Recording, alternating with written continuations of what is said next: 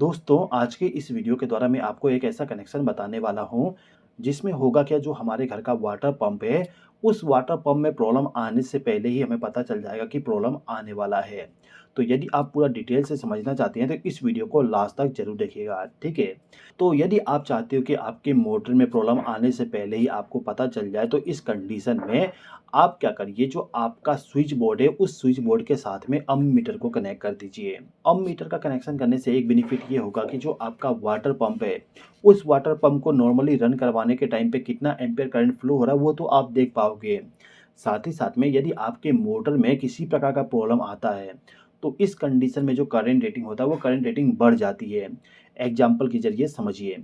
देखिए, अभी के टाइम पे मान लीजिए कि ये जो मेरे पास में वाटर पंप है, इस वाटर पंप को यदि मैं चालू करूँ तो अभी के टाइम पे 10 एम्पीयर करंट फ्लो होगा। अब मान लीजिए कि इस वाटर पंप का जो बेयरिंग है, वो बेयरिंग थोड़ा-सा जाम हो गया। बेयरिंग यदि जाम हो जाता है तो मोटर को रन करवाने के लिए ज़्यादा पावर का कंज़प्शन होगा, मतलब कि ज़्यादा करंट फ्लो होगा।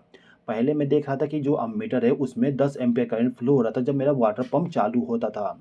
लेकिन अब जब मैं इसको चालू करता हूँ तो अब देख सकता हूँ कि यहाँ पे 12 एम्पीयर करंट फ्लो होना स्टार्ट हो गया। मतलब कि मुझे ये पता चल गया कि जो वाटर पंप है उसमें कुछ प्रॉब्लम आ गया जिसके वजह से करंट रेटिंग बढ़ चुका है। तो फिलहाल के टाइम पे मुझे ये पता चल गया कि जो करंट रेटिंग है वो बढ़ चुका है, मतलब कि वाटर पंप में कुछ प्रॉब्लम आ चुका है या आने वाला है। तो इस कंडीशन में मैं क्या करूँगा, जो वाटर पंप है इसको बाहर निकालूँगा, उसको चेक करूँगा और जो भी प्रॉब्लम है उसको सॉर्ट आउट करने के बाद इसको दोबारा लगा दूँगा।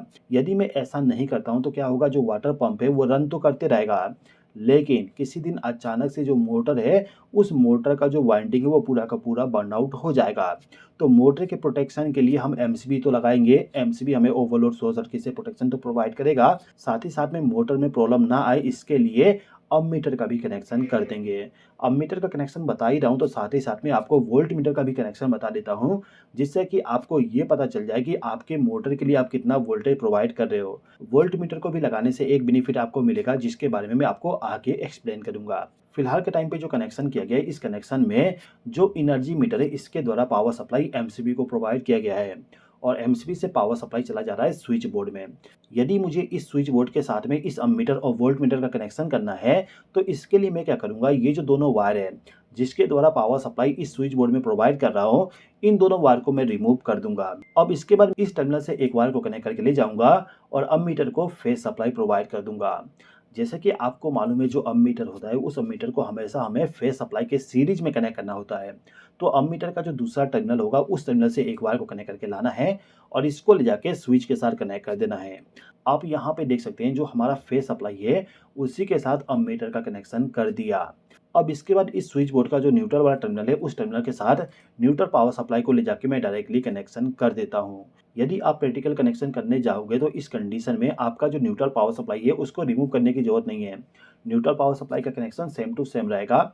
मैंने इसको रिमूव कर दिया क्योंकि यहाँ पे मुझे थोड़ा अच्छे तरीके से आपको दिखाना था, ठीक है? तो अभी के टाइम पे ये जो स्विच बोर्ड है इसको फेज सप्लाई भी मिल गया, न्यूट्रल पावर सप्लाई भी मिल गया। मतलब कि यदि मैं इस स्विच बोर्ड के साथ इस प्लग टॉप को कनेक्ट कर दूँ और उसके बाद स्विच को चालू करूँ तो मोटर मेरा रन होगा और साथ ही साथ में अम्मीटर मेरा करंट को शो करेगा।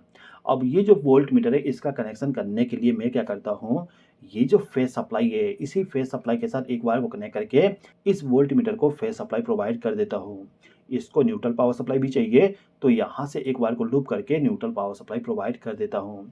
तो पूरा कनेक्शन कंप्लीट हो गया। अब जैसे कि मैंने आपको स्टार्टिंग में बता दिया था, यदि हमारे मोटर में किसी प्रकार का प्रॉब्लम आता है तो इस कंडीशन में करंट रेटिंग बढ़ जाएगा और यदि आपके अम्मीटर में करंट रेटिंग ज़्यादा शो किया जा रहा है तो इस कंडीशन में आपका जो मोटर है उस मोटर को चेक करना होगा, ठीक है? इसके अलावा यहाँ पे वोल्ट मीटर का इस्तेमाल करने से बेनिफिट ये होगा कि जो आपका स्विच बोर्ड है इस स्विच बोर्ड में कितना वोल्टेज है उसको तो आप देख पाओगे। साथ ही साथ में यदि आप मोटर को चालू करने जाते हो तो इस कंडीशन में आप एक बार वोल्टेज को देखोगे कि वोल्टेज प्रॉपर है कि नहीं।